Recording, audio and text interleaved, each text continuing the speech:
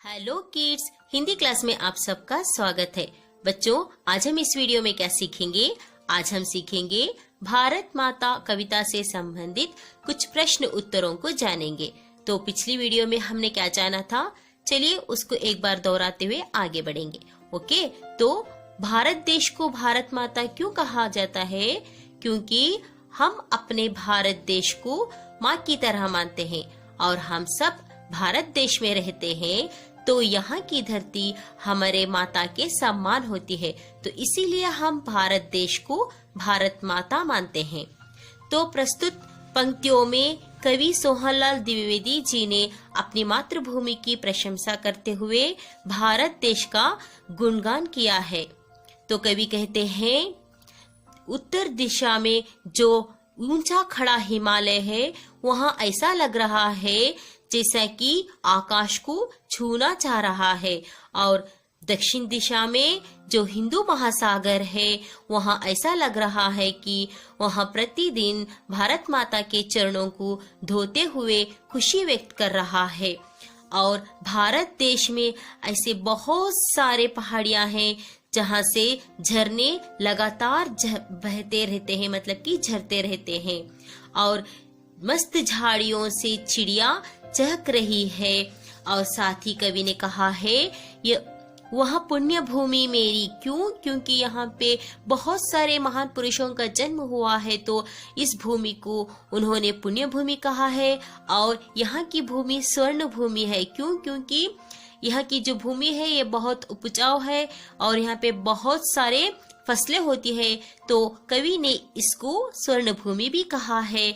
और वहाँ जन्म भूमि मेरी क्यों? क्योंकि हम सब ने भारत देश में जन्म लिया है, तो यह भूमि हमारी जन्म भूमि है।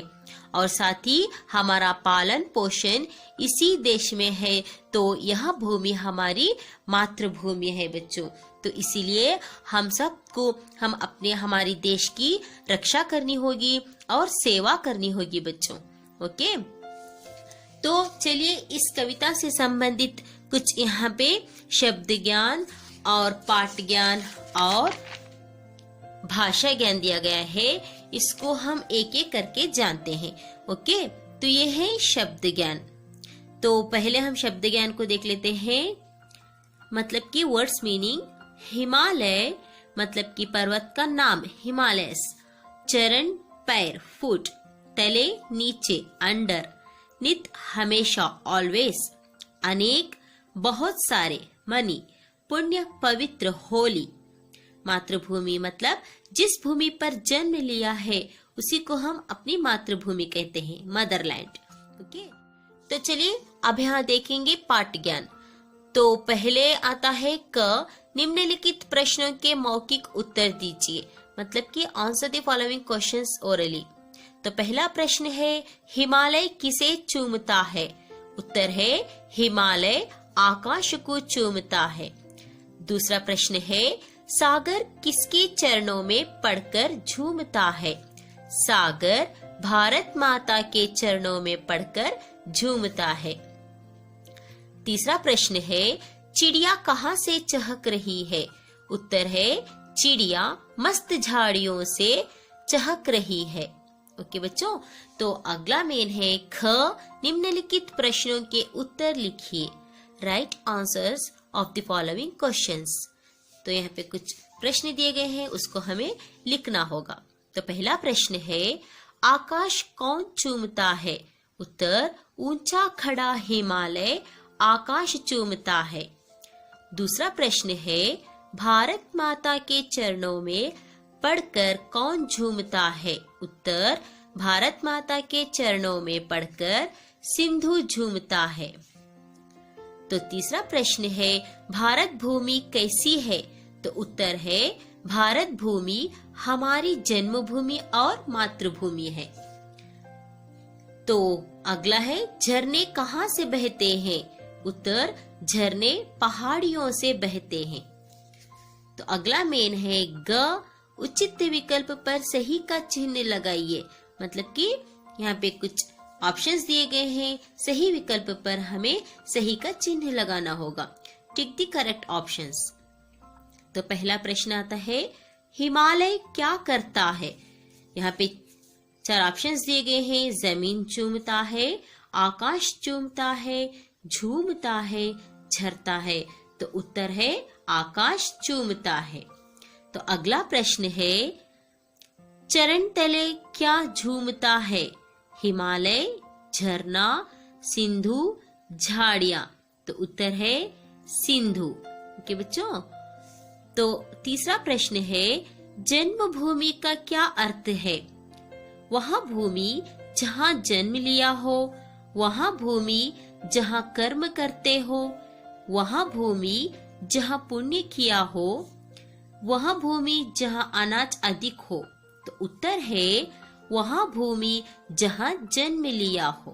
तो उसी को हम जन्मभूमि कहते हैं बच्चों। ओके। तो चलिए अब हम कुछ भाषा ज्ञान के बारे में जान लेते हैं। तो यहाँ पे पहला दिया गया है, नीचे दिए गए शब्दों में कहीं कहीं मात्राएं छूट गई है, उन्हें शुद्ध रूप में पूरा करके लिखिए। मतलब कि कंप्लीट द वर्ड्स। यहाँ पे कुछ शब्द दिए गए हैं, इन शब्दों में कुछ मात्राएं छूट गई हैं, तो उनको हम सही मात्रा लगाकर शुद्ध रूप में लिखेंगे। ओके बच्चों।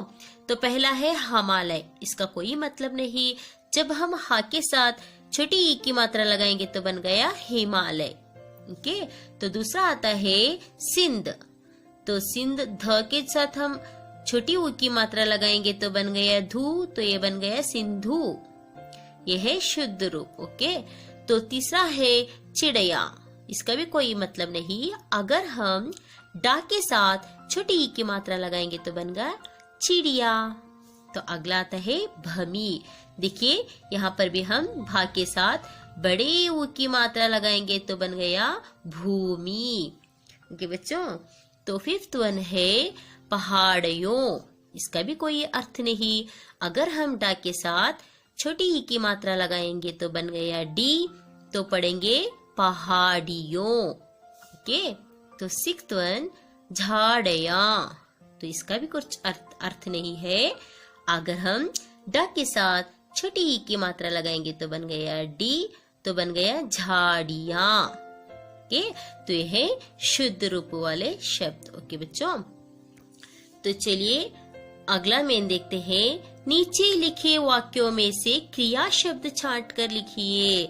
मतलब कि pick out the verbs from the following sentence. तो क्रिया शब्द कौन से हैं? हम क्रिया किसको कहते हैं? क्रिया का मतलब क्या है बच्चों? क्रिया का मतलब है करना, वर्ब। ओके। मतलब कि जिस शब्द के द्वारा किसी कार्य के करने या होने का बोध हो उसे क्रिया कहते हैं। जैसे कि सुबह से लेकर शाम तक हम बहुत सारे काम करते हैं ना, जैसे कि खाना, पीना, जाना, सोना, गाना, पढ़ना, लिखना, हंसना, उठना, भागना, बैठना, बहुत सारे काम होते हैं। तो उन सब कामों को हम क्रिया कहते हैं। ओके। जो भी हम करते हैं वही क्रिया होता है बच्चों। ओके। लेकिन क्रिया को करने वाले को हम कर्ता कहते हैं। कर्ता मतलब कि क्रिया को करने वाला होता है। फॉर एग्जाम्पल, उदाहरण के लिए, रमेश पुस्तक पढ़ रहा है। देखिए इन सेंटेंस में रमेश जो है वो क्या कर रहा है? पुस्तक पढ़ रहा है। ओके। तो पढ़ रहा है जो है वही क्रिया शब्द होता है बच्चों। और यहाँ जो क्रिया होता है, कुछ कार्य ऐसे होते हैं कि उसको कोई करता हो। ओके। तो कुछ कार्य ऐसे होते हैं वहाँ अपने आप होते हैं। जैसे कि उदाहरण के लिए, बाहर बारिश हो रही है। तो बारिश को तो हम बरसा नहीं सकते, बारिश तो अपने आप हो रही है। तो वह भी कार्य हो जाता है बच्चों। बारिश जो बरस रही है उसी को भी हम बारिश हो रही है जो होता है वहां भी एक कार्य है। ओके। तो यहाँ पे भी कुछ शब्द दिए गए हैं। मतलब कि कुछ वाक्यों में से हमें इन वाक्यों में से क्रिया शब्दों को छांट कर लिखना होगा। तो पहला वाक्य है, हिमालय ऊंचा खड़ा है। तो अब हम इसमें कौन सा क्रिया शब्द लिखेंगे? खड़ा है। देखिए हिमालय ऊंचा खड़ा है। खड़ा है भी एक क्रिया शब्द है तो यह है खड़ा है इस आंसर। तो दूसरा है हिमालय आकाश चूमता है। तो इस वाक्य में कौन सा क्रिया शब्द है? चूमता है। ओके। तो तीसरा है रोजाना सिंधु झूमता है। झूमता जो होता है यह भी एक क्रिया शब्द है, तो इसी को हम छांट कर यहाँ पे लिखेंगे। तो अगला है अनेक झरने झरते हैं। ओके, मैंने कहा है बच्चों कुछ कार्य ऐसे होते हैं उसको करता करता है, लेकिन कुछ कार्य ऐसे होते हैं अपने आप होते हैं, झरने अपने आप बह रहे हैं। तो यहाँ पे झरते हैं जो होता है वह भी क्रिया होता है। ओके बच्चों, तो चिड़िया चहक रही है। चहक मतलब कि कलरवा। ओके, तो यहाँ चहक रही जो होती है वह भी एक क्रिया होता है। ओके, तो ये थे इन वाक्यों में से क्रिया शब्द। तो चलिए अगला मेन देखते हैं। नीचे लिखे शब्दों में से विशेषण छांट कर लिखिए। Pick out the adjective from the following words. तो सबसे पहले हमें जानना होगा विशेषण होता क्या है। पिछली क्लास में हमने जाना था, लेकिन दोबारा उसको यहाँ पे हम दोहरा लेते हैं। तो बच्चों विशेषण का मतलब होता है जो शब्द संज्ञा और सर्वनामा की विशेषता बताता है उसे विशेषण कहते हैं। मतलब कि इतना जान लीजिए कि विशेषण मतलब कैसा होता है। दुनिया में जो कोई भी चीज हो वह कैसी कह के जो शब्द बता रहा है उसी को हम विशेषण कहते हैं। फॉर एग्जाम्पल, उदाहरण के लिए फल मीठे मीठे हैं। देखिए फल कैसे हैं? मीठे मीठे। कैसा फल कैसा है कह के बता रहा है मीठे मीठे शब्द। तो मीठे मीठे जो होते हैं वही विशेषण। ओके, और फूल सुंदर है। तो फूल कैसे हैं? सुंदर है। सुंदर है जो शब्द बता रहा है कि फूल सुंदर है, तो यही सुंदर विशेषण होता है। तो देखिए बच्चों, हमें किस आधार पर विशेषण शब्द की पहचान कर सकते हैं। तो पहला आता है गुण से, मतलब कि अच्छा, भला, दयालु। तो उसके गुण से हमें पता चलता है कि वो विशेषण है। और दूसरा आता है कि दोष, मतलब कि बुरा, आलसी, बेईमानी। और तीसरा आता है कि आकार, वह कैसा है, मतलब कि लंबा, पतला, गोल। इस तरह के आकार से भी हम विशेषण का पता चल सकता है। और स्वाद, जैसे कि मीठा, नमकीन, कड़वा, खट्टा, इस तरह से। और कुछ संख्याओं के आधार पर भी हम विशेषण शब्द की पहचान कर सकते हैं, जैसे कि 2, 4, अनेक, 8 एक्सेट्रा। और रंग और रूप से भी हम पहचान सकते हैं कि वह शब्द विशेषण है या नहीं। मतलब कि गोरा, काला, सुंदर, इस तरह के शब्दों से हमें पता चलता है कि यह विशेषण शब्द है। ओके बच्चों, तो आपकी भी पुस्तक में कुछ शब्द दिए गए हैं, चलिए उनको एक बार हम देख लेते हैं। तो पहला है ऊंचा हिमालय। तो यहाँ पे क्या कह गया है? हिमालय कैसा है? ऊंचा। तो ऊंचा जो शब्द है वह विशेषण है। तो ऊंचा शब्द को हम छांट कर यहाँ पे लिखेंगे। तो दूसरा है अनेक झरने। मैंने कहा है संख्या के आधार पर भी हम विशेषण की पहचान कर सकते हैं। तो यहाँ पे अनेक मतलब कि बहुत सारे, अनेक जो है वह विशेषण है, उसको हम यहाँ पे लिखेंगे। तो तीसरा है मस्त चिड़िया। तो यहाँ पे मस्त जो है वह विशेषण है। और स्वर्ण भूमि, स्वर्ण जो है वह विशेषण है, इसको हम यहाँ पे लिखेंगे। भूमि कैसी है? स्वर्ण, मतलब कि गोल्डन। तो इस तरह से हम विशेषण शब्द को लिखते हैं बच्चों। ओके, तो ये हुआ भारत माता कविता से संबंधित कुछ प्रश्न उत्तर और कुछ पाठ ज्ञान, शब्द ज्ञान। ओके बच्चों, तो मैं आशा करती हूँ कि आप सबको अच्छी तरह से समझ में आ गया होगा। ओके बच्चों, बाय, टेक केयर।